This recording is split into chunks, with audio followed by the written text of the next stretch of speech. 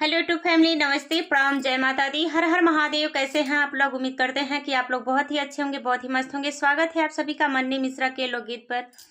मैं आप सबके बीच एक बहुत ही सुंदर, बहुत ही प्यारा, बहुत ही छोटा सा नाच गीत लेकर के आई हूँ। तो प्लीज़ आप लोग से रिक्वेस्ट है कि आप लोग मेरे गीत को फुल वॉच कीजिएगा और अपना प्यार दुलार आशीर्वाद इस छोटी सिस्टर को भी दीजिएगा। तो चलिए मैं देर न करती हुई आप सभी को सुनाती हूँ।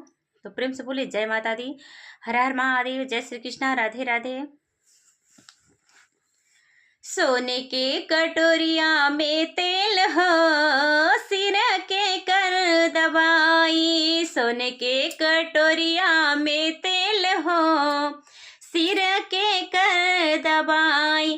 के कर दबाई हो, के कर दबाई। सोने के कटोरिया में तेल हो, सिर के कर दबाई। सास के दबाई के ससुर के दबाई, सास के दबाई के ससुर के दबाई। हमरो पिया परदेस हो, सिर के कर दबाई।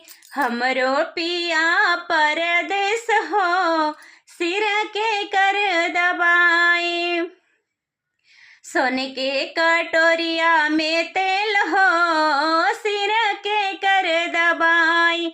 सोने के कटोरिया में तेल हो, सिर के कर दबाई। जेठ के दबाई के जेठनी के दबाई, जेठ के दबाई के जेठनी के दबाई। हमरो पिया परदेस हो, सिर के कर दबाई। हमरो पिया परदेस हो, सिर के कर दबाई। सोने के कटोरिया में तेल हो, सिर के कर दबाई।